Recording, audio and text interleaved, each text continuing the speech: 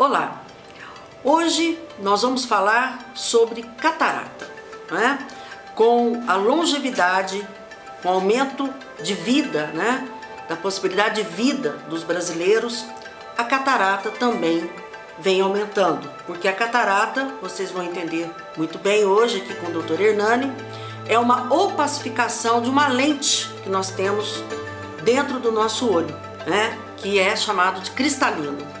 Essa lente ela vai com o tempo, a partir dos 60 e 70 anos, vai ficando opaca e a pessoa começa a ter dificuldade de visão, principalmente para longe, né? Catarata existe também a chamada catarata congênita, né? Por isso a importância do teste do olhinho, da obrigatoriedade de se fazer o teste do olhinho na maternidade, porque se a luz não passa, alguma coisa tem errado. Pode ser um tumor, por exemplo, mas pode também ser uma catarata congênita. Como o que enxerga é o cérebro, o olho é apenas uma lente em que a luz passa e forma-se aí as imagens, e na verdade a imagem nós só visualizamos porque é mandado toda essa informação para o nosso cérebro. Se não penetra a luz, por uma catarata congênita, por exemplo, a criança não vai enxergar.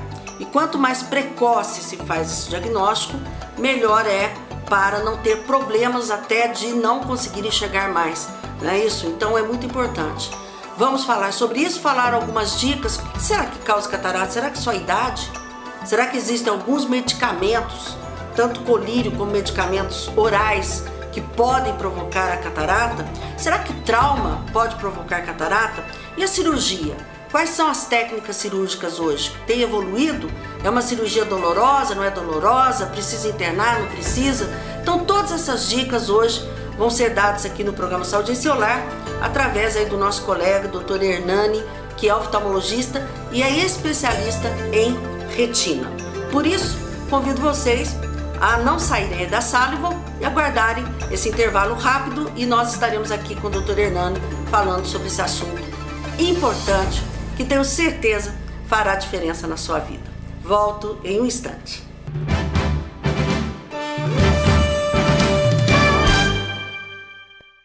Estamos de volta com o programa Saúde em Celular e nós dissemos hoje aí no editorial que vamos falar sobre catarata, né? Essa doença, essa patologia oftalmológica, oftálmica, e tão hoje prevalente, né? Com a longevidade.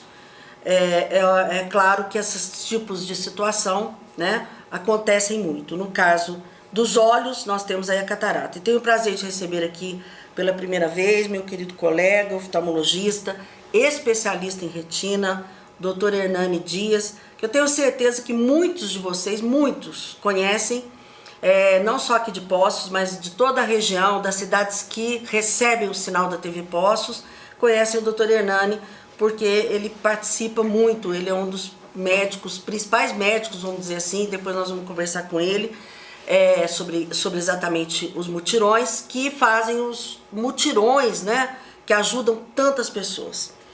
Hernani, muito obrigado pela sua presença, é um prazer ter você aqui pela primeira vez, né, espero que de muitas. Eu que agradeço, né? Quando precisar estou sempre à disposição, né, para estar conversando aí, né? Sempre à disposição da população e do que for necessário a gente puder ajudar. Eu sei. O Hernani é um dos médicos, né? Tem muitos médicos assim, que tem um coração muito generoso, né? E até mesmo quando nós falamos de participar, né, dos mutirões de catarata, não são todos que participam, né? Que querem fazer esse atendimento, cada um tem seu motivo, e o Dr. Hernani está firme há muitos anos já. Quanto tempo participando dos mutirões, Hernani? Nós iniciamos a semente dele aqui no sul de Minas em 2009. 2009. Mas já fazíamos em outros estados, outros lugares, desde final de 2007. Sempre fazendo esses mutirões, participando desses mutirões. É você e quem mais que faz? A nossa equipe iniciou, eu, o Dr. Marcos Guilherme. E a gente tem iniciamos com o Cismarpa aqui em Poços, para depois abranger a região, e Depois desvinculamos um pouco do Cismarpa, mas ainda somos parceiros, e eu e o Marcos e o pessoal de Ribeirão Preto que nos dão um apoio, né? E junto na clínica com o Dr. João Albino a gente faz esses mutirões. Que é muito importante, né? Você viu que eu abri aqui nosso papo dizendo que a incidência de catarata é muito alta. Realmente é isso mesmo? É uma incidência elevada? É muito alta. Primeiro porque antes da gente iniciar os mutirões, ela tinha uma demanda reprimida muito alta, grande. E que quando fazia-se uma quantidade pequena. As filas foram ficando cada vez maiores e a necessidade da população de enxergar melhor também. A incidência tem aumentado cada vez mais, primeiro porque o maior fator de formação da catarata é a idade, e a população está ficando cada vez mais velha. E com isso vai aumentando a incidência. Uma das outras causas de formação da catarata é o uso de medicamentos. E as pessoas estão ficando mais velhas, estão se preocupando cada vez mais, estão tomando alguns tipos de medicações que toda medicação ela tem a parte com aquela finalidade que ela vai ter para a sua doença, mas um dos efeitos colaterais dentre eles é a catarata. Então essa você está dizendo colírios? Ou não só colírios? Medicações. Por exemplo, uso de hormônios, corticoides, né, que são os anti-inflamatórios hormonais, eles ajudam sistemicamente? Sistemicamente. Pode causar a catarata? Pode elevar. Então vai um recado. Todo mundo que usa cortisona, corticoides, hormônios de um modo geral, né, é bom sempre estar fazendo avaliação com o oftalmologista, que ele pode precipitar uma catarata precoce, né, antes da... Hernani, utilização de reposição hormonal nas mulheres não, né? Não é esse caso, né? Não, o hormônio que a mulher toma como anticoncepcional. Certo, né? só para ficar hormônios, os fisiculturistas, né, de um modo geral, que fazem uma dosagem um pouco maior, isso pode influenciar... As testosteronas da vida. Então, ela dentro de um padrão pode ser benéfica, fora de um padrão ela pode ter esses efeitos colaterais. É que a gente sempre fala, né, Hernani? É muito importante você, para utilizar um medicamento, principalmente de medicamentos como esses que você citou, sempre ter a orientação médica, né? Sempre estar orientado pelo médico. Agora, os colírios também, já vamos até falar, tem alguns colírios, hoje só se vende com receita, ainda bem, né? Mas antes não, vendia-se colírio como antibiótico indiscriminadamente. Isso aí, os colírios que tem corticoide também, o cortisona, né, que as pessoas conhecem mais, também causa catarata. Sim, um problema é a automedicação, igual a senhora falou.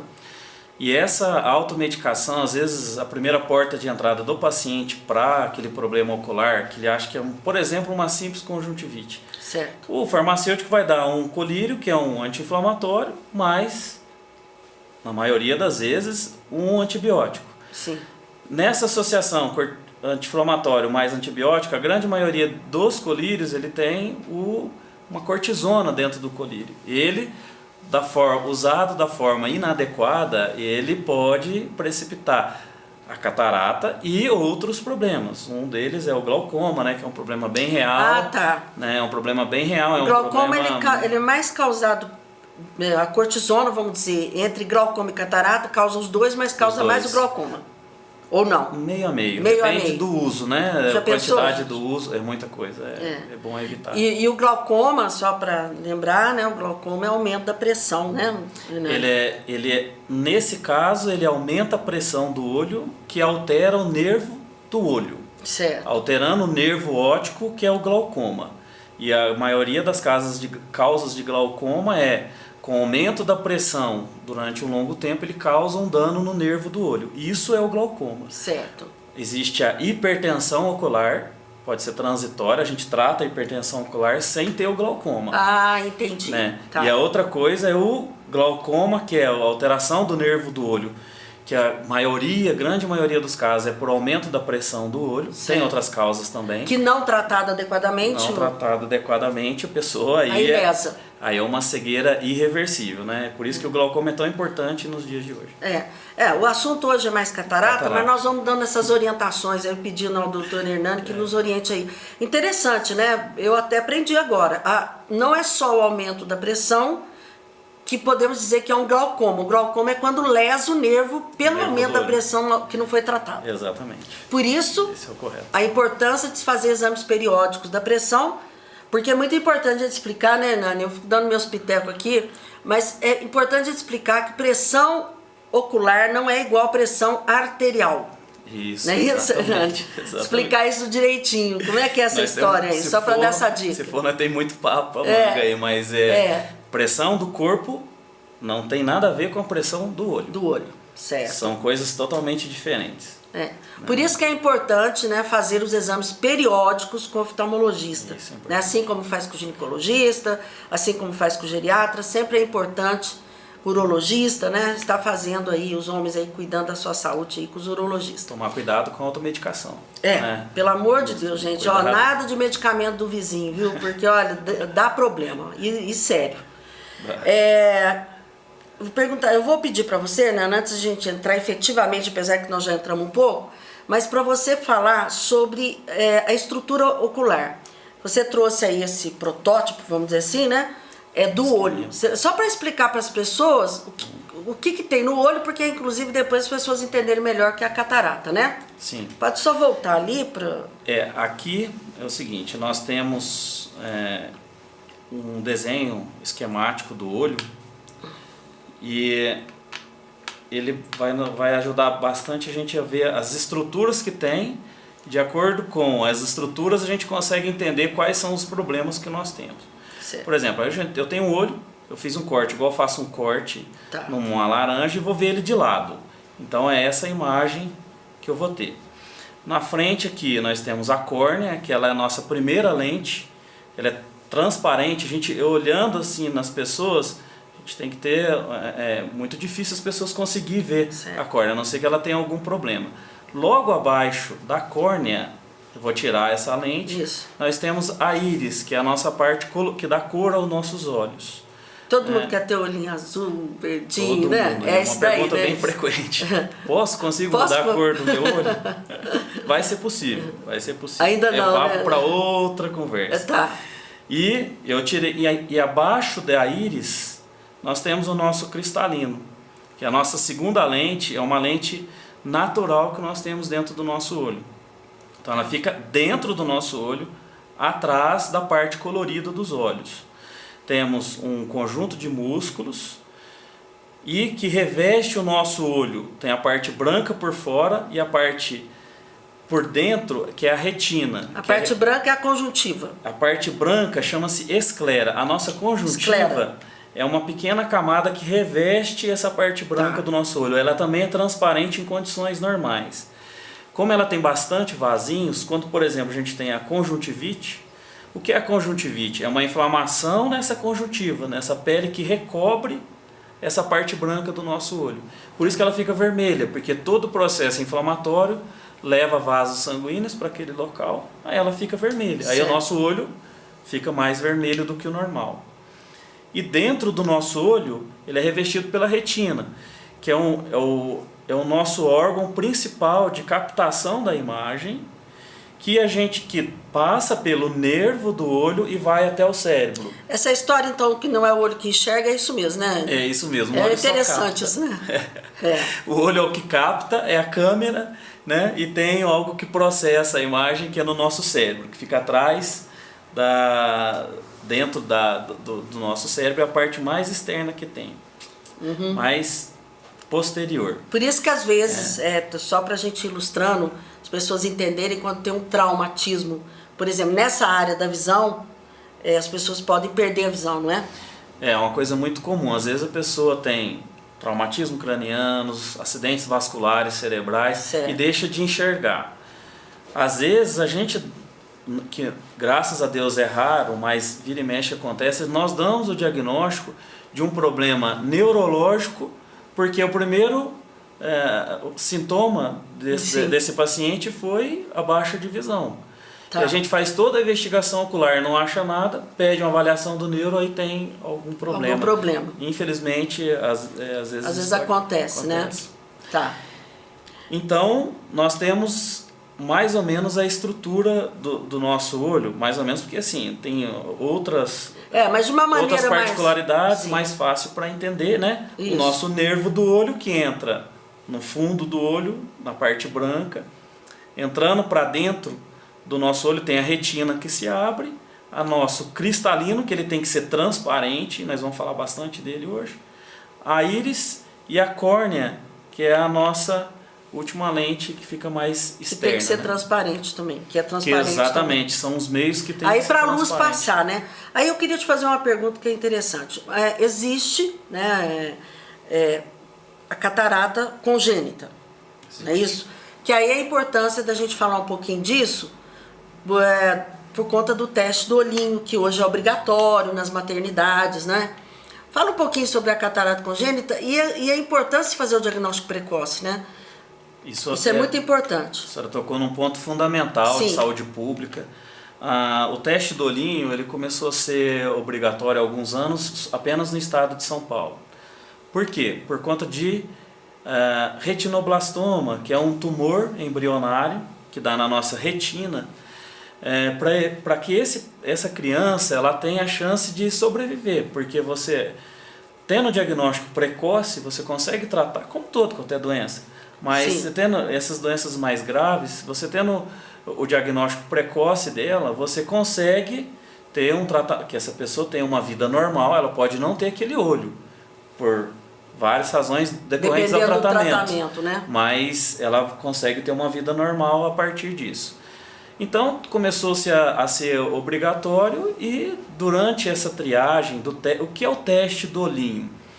O teste do olhinho, os pediatras que são treinados para fazer isso, eles fazem muito bem, e a parte dos oftalmologistas, principalmente quem mexe com retina, é um pouco mais que a gente é mais acionado nesses casos, quando tem alguma alteração do reflexo vermelho da criança. Não passa, né?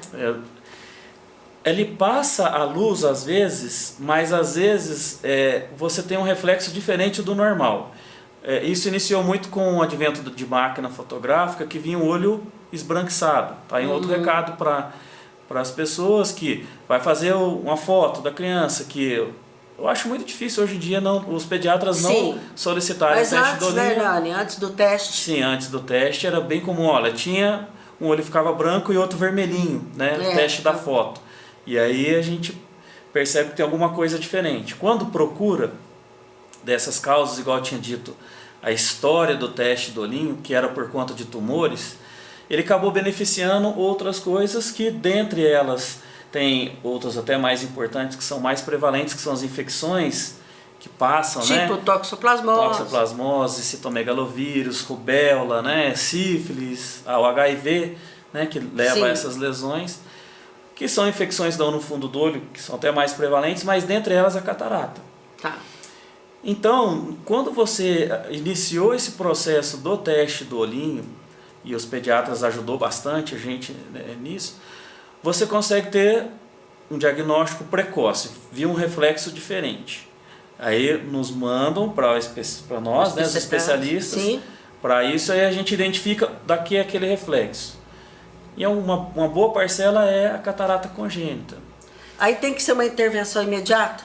Esse é em grande importância por isso, porque o quanto antes você intervir na catarata congênita, a criança, ela com a catarata congênita, na maioria das vezes ela não enxerga. E para a pessoa ter visão, ela tem que formar a visão, ela tem que enxergar para estimular a criança a enxergar o resto da vida, não é só para aquele momento. Porque o cérebro é que enxerga. Exatamente, então ela vai formar a visão. Se você não estimula, você não forma e você não tem visão. Então, por isso que a catarata congênita, o quanto antes você tratar, e a gente trata ela infelizmente cirurgicamente. Até então, nós não temos ainda outros tratamentos. Só que ela tem se tornado uma cirurgia cada vez mais segura e com resultados cada vez melhores, né? Com Certo. nível de complicação cada vez menor. Então, por isso a intervenção o quanto antes. Tá. E aí, diagnosticado a catarata congênita, e isso muda a vida das pessoas. A gente opera, às vezes, opera aí criança com 2, 3 anos, que os pais chegam no retorno chorando. Porque a criança é outra, ela está sorrindo, ela está vendo televisão, ela pergunta coisas que ela perguntaria com 1 ano de idade, Certo. às vezes com 3. Então é muito gratificante a gente conseguir trazer isso. E isso é uma coisa realmente de saúde pública, e as pessoas têm que estar atentas para isso. Hernani, nós vamos ter que ir para o intervalinho aqui, que o papo mais gostoso, né? O Hernani explica direitinho, com tranquilidade. Nós vamos para o intervalo aqui, é muita coisa, né? Rapidinho, e voltamos aqui com o doutor Hernani falando sobre vários assuntos aqui, mas nós vamos agora focar no segundo bloco em relação às cataratas, né?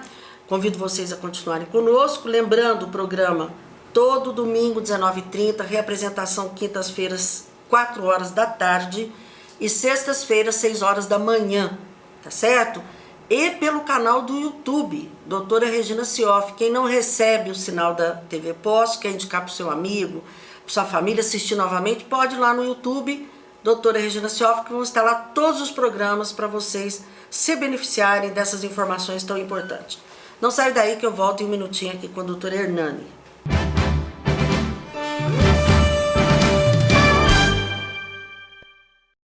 Estamos aqui de volta com o programa Saúde em Seu Lar, com o doutor Hernani, oftalmologista, especialista em retina. O doutor Hernani já explicou aqui muita coisa. Quem perdeu o programa aí, assiste novamente, ou então pelo canal do YouTube. Nani, afinal de contas, então, o que é a catarata? O que ela é? O que acontece na história da catarata aí? Explica pra gente. O nosso olho, ele tem 2 lentes principais. Nós temos uma externa, que é a córnea, Certo. tem a nossa parte colorida do olho, e dentro temos uma outra lente, que é o nosso cristalino. Certo. A catarata nada mais é do que esse cristalino, que deveria ser transparente, ele fica opaco. Tem várias causas da catarata, e a catarata nada mais é que a opacidade desse cristalino. Ele pode ter várias formas, ele vai ficando em tonalidades. Tem aí para mostrar? Tem, Pode sim. mostrar. Tem uma aqui que é a parte mais avançada. Pode mostrar, pode. Que aí que é a catarata. Ele é uma lente transparente ao longo dos anos, ou por outros motivos mais abruptos, tipo os traumas, uso de medicações. Catarata, trauma ocular também pode desenvolver catarata? Desenvolve catarata, é uma causa frequente e importante. Entendi. E aí ela vai ficando opaca, e através da nossa córnea e no menina dos nossos olhos, né, falando assim, é onde passa a luz. Se a catarata ela é transparente, a luz e as imagens passam através desse orifício, né, chegando até a nossa retina, que é transmitida para o cérebro. Se ela é opaca, a gente não tem essa passagem, que é a formação da catarata, que fica atrás do nosso... Está dando para ver bem. Da nossa íris. Uhum. Aí a luz não passa ou passa de uma forma inadequada, né, de uma intensidade menor, e as pessoas, que é o que elas se queixam, que a visão vai ficando embaçada, uma sensação de nuvem, né? E que a grande maioria, que é a catarata senil, que é da idade, né? Estamos falando nesses casos. Sim. Né? E ela vai diminuindo a visão, até que chega ao ponto de não enxergar. Hernani, a partir mais ou menos assim de que idade, em média, né? Eu sei que medicina não é matemática, a partir de que idade mais ou menos mais comum, vamos dizer, aparecer a catarata? O professor meu da faculdade dizia que todo mundo vai ter catarata, a não ser que vai embora antes dos 50 anos.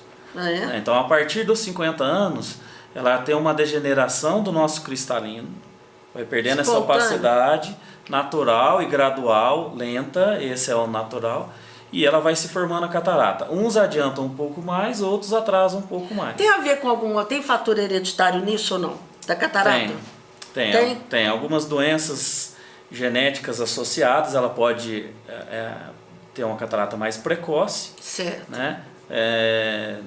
Mas de um modo geral, em torno de 60 a 70 anos é que ela se manifestar com a diminuição da visão. Né? Tem a ver entre maior tendência de um homem ou mulher ou não? Não. Nesse caso, graças a Deus, porque tudo é mulher. Prestou atenção já? Tudo é mulher. Não. Que tem mais tendência, tá rindo? Eu converso com meus colegas aqui, mas qual que é? A mulher, ué, gente. Não. Nós temos que, vamos parar com isso, né? E normalmente acomete os dois olhos. Normalmente sim. Normalmente é simultâneo, a não ser que tenha algum outro fator, né, que possa acelerar mais num olho do que no outro. E assim, pelo que eu entendi, você explicou, a catarata, ela existe em alguns estágios, né? Vai indo. As pessoas vão assim, chegando meio nebuloso, mas vai indo. Isso. Fica com dificuldade para enxergar de longe e de perto também. Sim. Inicialmente, a catarata, vamos deixar bem claro, a catarata que é a que tem maior prevalência, que é a catarata senil, que é da idade, como ela é gradual, ela vai miopizando o olho.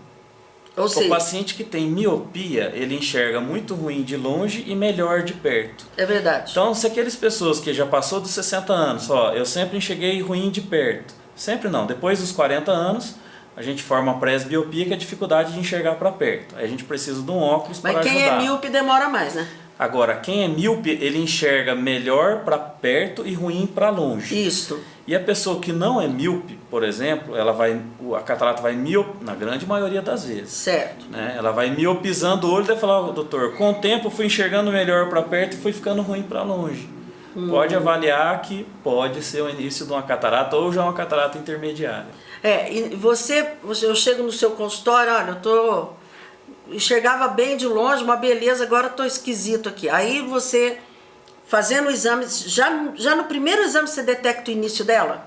Tem como você detectar logo no início, bem no comecinho, ou ela tem que estar um pouquinho mais avançada para você detectar? Sim, ela é um exame que não é muito complicado de se fazer. Certo. A gente já consegue avaliar a opacidade do nosso cristalino em estágios mais iniciais. Certo. Né? Não tem muita dificuldade em relação nisso. Esse é um ponto importante, porque qual é o ponto em que vai operar ou não operar?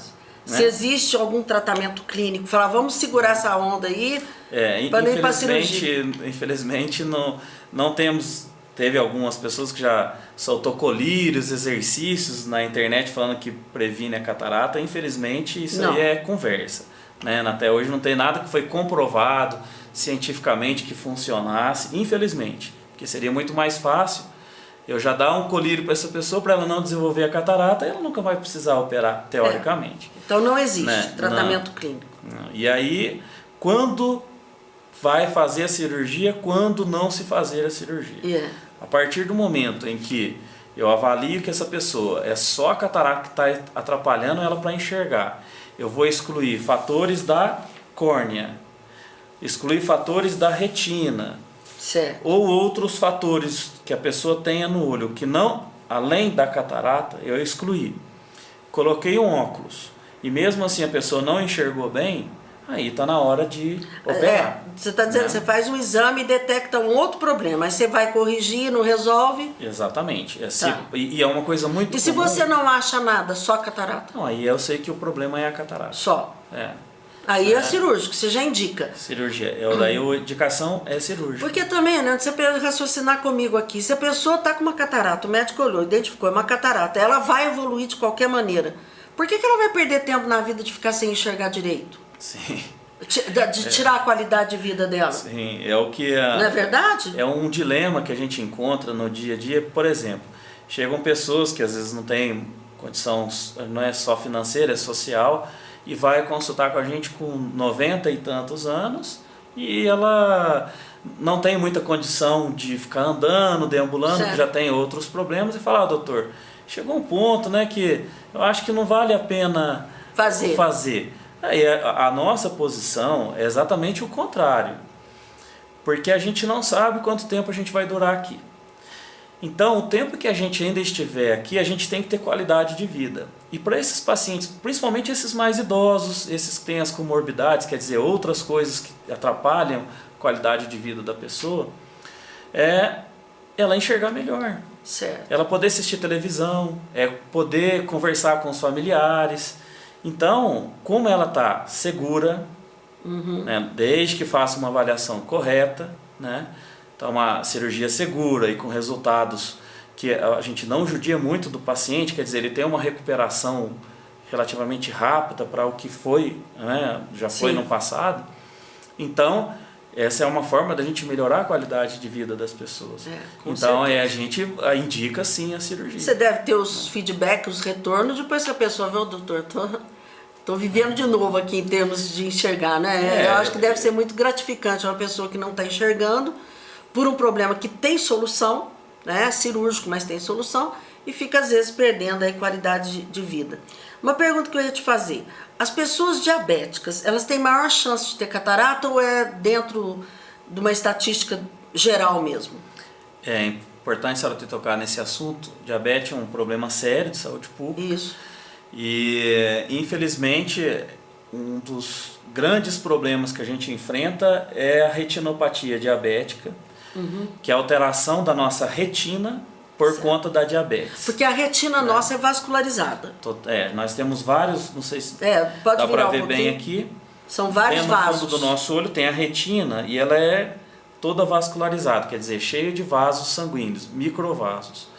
E uma das principais complicações da diabetes é sangramentos, excesso da glicose não controlada, né? Da pessoa que não consegue controlar a diabetes. Eu falo que é a minha especialidade, é fácil falar, é difícil fazer. É muito fácil falar, tem que controlar a diabetes, mas é muito difícil controlar ela. É complicado. Né? E ela dá essa retinopatia diabética, que é um efeito indesejável da diabetes ao longo dos anos. E com a glicose no nosso fluxo sanguíneo aumentada, né, ela aumenta, ela deixa mais precoce a chance da catarata. A catarata também. Ela deixa a catarata, ela forma de uma forma mais precoce. E elas geralmente são cataratas de uma forma um pouquinho diferente do que a gente vê no paciente do senil, que é por conta da idade. Então o diabetes também tem uma influência. A diabetes, vou te falar, essa é uma doença maligna mesmo, não é câncer, mas a gente fala, é um problema muito sério. Atinge todas as artérias do nosso organismo, todas. Por isso que é importante o diagnóstico precoce. Há pouco tempo que fiz um programa com o Dr. Tassi só sobre diabetes, porque eu acho realmente que nós temos que bater muito nessa questão do diagnóstico precoce, né? Aproveitando o gancho, toda pessoa que tem diabetes, descobriu hoje que tem diabetes, países mais desenvolvidos é meio que obrigatório você ter uma avaliação oftalmológica, porque, igual a gente já tocou no assunto da catarata precoce, quando você tem um problema do fundo do olho causado pela diabetes, quanto antes você tratar, melhores são os resultados. Se chegar numa fase muito avançada, às vezes o tratamento é só para não deixar piorar o que já está muito ruim. Certo. Nani, e a cirurgia? Como é que é então, já que não tem outra saída, como é que é essa cirurgia? Ela é simples, é uma cirurgia, como é que é o pré-operatório, como é que funciona? É uma coisa que a gente fala muito, que a cirurgia começa no pré-operatório. Certo. Né? Tem que ser um pré-operatório bem feito, a gente tem que excluir outras causas, igual eu já tinha dito, de retina, de córnea, né, de alterações no nervo do olho. Excluído essas causas, esse paciente é indicado a fazer a cirurgia. E essa cirurgia, apesar dela estar rápida, segura e com o retorno visual, com os resultados excelentes, né? Ela não tem nada de simples, ela é bem complicada. Nós somos dependentes de tecnologia e graças a Deus ela tem nos ajudado bastante nessa área. As lentes elas estão ficando cada vez melhores, porque a gente coloca uma lente, extrai o nosso cristalino, você tira tudo, tira e coloca uma lente dentro do nosso olho, dentro do cristalino. A gente coloca uma lente artificial, que seria o nosso cristalino artificial, né, no local. Como é que ela é feita? Hoje ela já tem-se de umas técnicas mais modernas, ela quase que 100% a laser. Tem um laser de femtosegundo que faz uma pequena incisão na córnea, ela já é guiada, já isso é todo programado, faz a incisão na parte da frente do nosso cristalino. E aí você entra pela frente, então. Entra pela frente, é uma pequena incisão. A gente tem de 2,75 milímetros, é o que a gente faz nos mutirões. Na clínica, nos particulares, a gente consegue fazer até com 1,8 de incisão, 1,8 milímetros. Né? E convencional, que fica muito bom também, de 2,75 milímetros. Porque vocês não utilizam a técnica laser nos mutirões? Não, nem aqui e quase que no estado de Minas. Não se faz? Se tiver, é muito raro. Tá. Né? Ela 100% a laser, que é feito por Fenton segundo. Talvez seja uma tendência futura, vamos ver. O que acontece é que na cirurgia, a laser, ela não se mostrou muito superior a convencional ao que a gente já faz por facoemulsificação, né? Que já é muito superior. Aí sim, essa é muito superior à convencional, que é a com corte. Tá. que era feito. Aí sim, realmente, o então salto tem foi a muito convencional, alto. Tem a facoemulsificação e tem laser. E tem a laser. A laser, quando ela começa a laser e termina com facoemulsificação. Não é 100%. Ela ainda não é 100% a laser. Entendi. Ainda. Talvez seja, estou dizendo, talvez que a tecnologia ela está evoluindo muito. Tão rápido que talvez ela não nem chega outra técnica ainda. Então, mas ainda ela não a facoemulsificação ainda é o que a gente indica, né? E o que a gente pratica, não só nós, como em qualquer parte do mundo. Isso no mutirão também. No mutirão, com certeza. Também. A gente faz na clínica particular e no mutirão a gente faz da mesma forma. Isso é importante falar. O nosso cuidado... Tanto no seu particular quanto nos mutirões, vocês utilizam a mesma tecnologia. O nosso zelo, a forma, é da mesma forma. Isso é muito importante. O que muda é a rotina, é a logística para você fazer, às vezes o material, a lente que a gente coloca. A lente ela é lente flexível, como é que vocês chamam? Lente dobrável, flexível, exatamente. Porque antes tinha até uma lente que era lente mais dura, né? Isso, era lente rígida. Exatamente. Essa hoje lente não se usa mais. Ela é bem feitinha, fica muito bom. Fica bom. Só que os riscos são maiores. Tá. Né? Aí sim tem que fazer um corte, porque ela é maior. Né? Tem que colocar no mesmo local que a gente já coloca essas lentes dobráveis, tem um lugar certo que a gente retira o nosso cristalino natural e coloca um artificial. Porém, as tecnologias hoje em dia nos permitiu ter essas lentes dobráveis. Por quê? Antes eu tinha que fazer uma incisão grande de 6, 7 milímetros, tinha que abrir, dar ponto. Né? Hoje não, a gente consegue abrir uma incisão de 2,75 milímetros. Essa lente tem um tipo de injeção especial para colocar dentro do olho. Ela se dobra. A hora que ela entra dentro do olho, ela se abre. E aí a gente reposiciona ela por aquela pequena incisão dentro do nosso olho. Quanto tempo uma cirurgia de catarata? Nós já tivemos a oportunidade de mostrar, né? Há muito tempo atrás, uma cirurgia de catarata. Quanto tempo? É questão de quê? 10, 15 minutos? Doutora Regina, nas nossas mãos a gente já tem uma experiência grande em cirurgias de catarata. As nossas mãos em média 7 minutos. 7 minutos? Em média 7. Até as mais complicadas, difíceis, a gente consegue fazer em torno de 15 minutos. Mas uma cirurgia feita com calma, né? Em boas mãos, tudo, ela está em torno de 15, 20 minutos, tranquilo.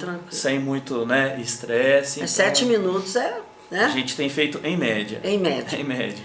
Nós vamos falar um pouquinho agora de mutirão, porque nós vamos ter que para mais um intervalinho aqui. Nós vamos continuar falando aqui com o Dr. Hernani. Agora no finalzinho do programa ele vai falar um pouquinho dos mutirões, tá bem? Não saia daí, que eu volto em um minutinho, porque o que eu quero é fazer diferença na sua vida e de sua família, através de informações e programas como esse, que realmente é muito importante na sua qualidade de vida. Volto já já.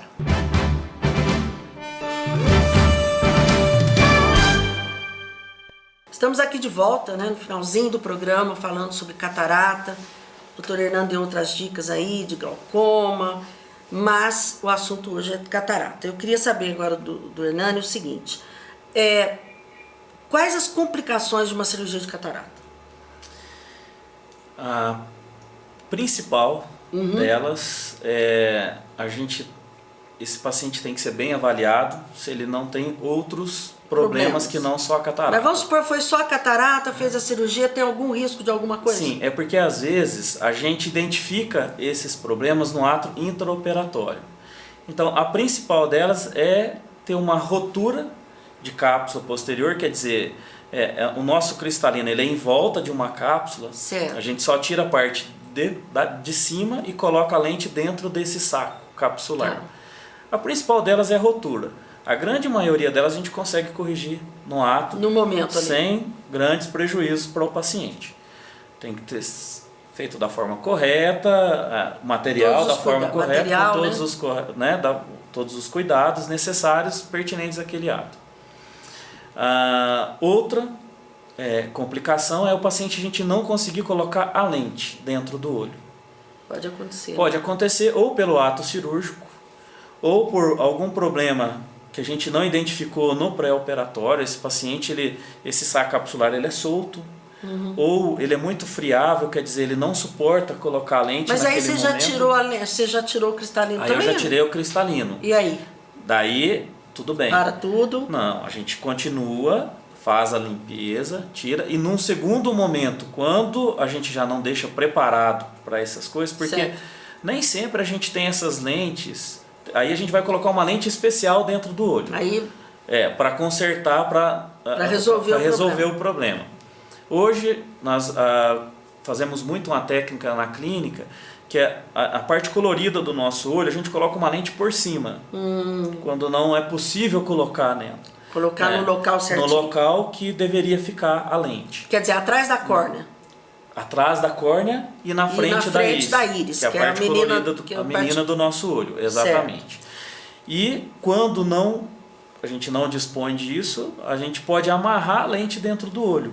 A gente faz um segundo procedimento, em que ela vai ficar onde deveria ficar, só que ela ficaria amarrada. É uma cirurgia maior, ela tem os seus cuidados pertinentes necessários. Claro. Não fica igual quando... a gente fala muito isso, consertar é mais difícil do que fazer. Entendeu? E mais complicado. Porque o resultado não é igual, mas fica bom. Porque o que é importante as pessoas entenderem é que na medicina é isso. Não é 100%, não é isso? Tenta-se fazer o melhor e tudo, mas às vezes, pertinente a cada pessoa, pode acontecer complicação, mas tudo tem jeito, né? É importante saber o seguinte, que... Toda cirurgia? Toda cirurgia, até andar na rua tem o risco de a gente cair, bater a cabeça e tudo, né? Isso. O importante é que o risco existe, mas essas complicações são raras. Raras. Entendeu? Isso é importante. É muito, muito pouco. Num dia de 100 cirurgias nosso, vários a gente não tem nenhum.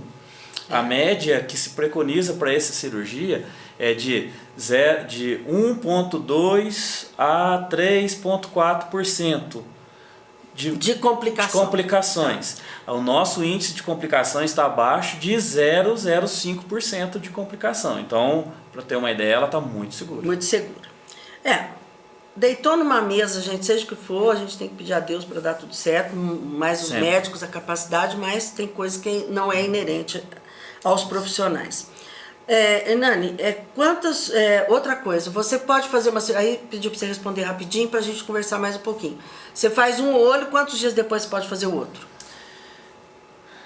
Normalmente um mês. Um mês, normalmente, que dá o tempo do paciente recuperar, normalmente são 15 dias de repouso relativo. Um mês depois já pode estar programando para fazer o outro. Tá, ok. Isso é importante. E tem dor para fazer, não? Normalmente não sente dor, sente uma pressão. Que não chega a ser uma dor. Que faz o quê? Um colírio anestésico? A gente faz com colírio anestésico. A gente coloca um pouco dentro do olho, né, que é chamado anestesia intracamerular, e para ajudar, para ser uma coisa mais suportável. Mais suportável. Mas não... As pessoas suportam bem. Muito bem. A grande maioria, 99%. Bom, depois da cirurgia, tem que usar algum tipo de lente corretiva? Óculos, que eu tô falando. Sim, normalmente sim. Porque também tem outra coisa ou pela própria cirurgia? Por todos esses motivos. Às vezes a gente depende de um processo de cicatrização do paciente, onde essa lente cicatriza. Certo. Se ela cicatrizar mais para cima ou mais para baixo, mais de um lado ou de outro, ela pode dar um determinado grau. Só que hoje, na clínica, nos nossos serviços, né, particular, a gente consegue programar para essa pessoa não precisar usar óculos depois. São lentes mais especiais, a gente faz de uma forma um pouquinho diferente, que isso já é possível ser feito, pessoa tanto para longe, médio, perto, usar lentes especiais e não ter necessidade dos óculos. A pessoa fez a cirurgia, já pode ir para casa, e um trabalhador, quanto tempo pode voltar às atividades normais? Se for, nós normalmente damos 15 dias. Para as atividades normais, as atividades habituais, não pode tomar banho, alimentação normal. As mulheres a gente orienta que não vá ficar em volta do fogão, né, tanque, não vai mexer nas coisas em casa, atividades físicas, normalmente depois de 30 dias. Serviços braçais mais pesados, normalmente depois de 30 dias. Tá, ok. Quantas, agora para a gente encerrar, fala para mim, você está dizendo que há muito tempo está trabalhando com a questão dos mutirões. Quantas cirurgias já fizeram? Você tem essa estatística aí de cabeça? Ou nem tem? A gente estava conversando em off outro dia. Nós já temos cada um da gente em torno de 40 mil cirurgias para cima. Cada um da equipe? Eu e o Marcos. Você e o Marcos. Eu e o Dr. Marcos Guilherme. 40 mil cirurgias. 40 mil cirurgias. É muita cirurgia. 80 mil cirurgias, vocês dois? É muita coisa. E você, vale lembrar que, isso contando os projetos Acre, Bahia, Pará... Não, vamos falar daqui. Não, tudo. Daqui.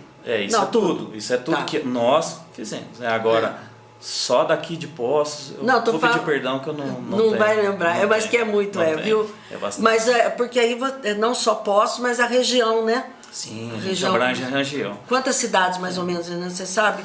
Olha, que participam 5 anos atrás, quando a gente estava fazendo em Bandeira do Sul, a gente estava abrangendo 92 municípios. Certo. Mais Pouso Alegre, mais Itajubá. Agora, quando a gente vai para Itajubá, ela pega as cidades vizinhas, Pouso Alegre também, e Poços tem que agrega uma quantidade maior de municípios também.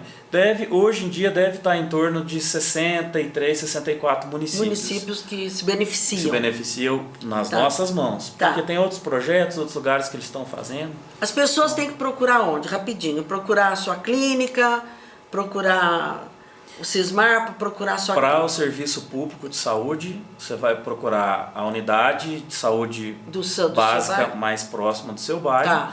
Vai ser encaminhado. Aqui em Poços é o Cismarpa, que faz essa ponte, e a Secretaria Municipal de Saúde, eles fazem a programação e dão um certo número de cirurgias a serem realizadas naquele período. Ok.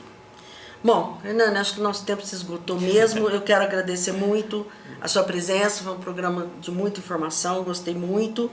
Quero que você leve lá para a clínica, lá, esse coração, viu?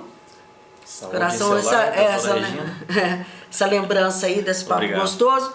E prometo, né, tenho certeza que vocês gostaram aqui do Dr. Hernani, fala muito tranquilo, de forma muito tranquila, trazê-lo aqui para a gente falar de outras refração, retinopatia diabética, que tem muita coisa para falar, até mesmo do glaucoma, tem tantas coisas para a gente falar, né? Prometo a vocês que vou trazer. Deus lhe pague, viu, Hernani? Muito obrigado, eu que agradeço, estamos sempre à disposição, população, estamos à disposição.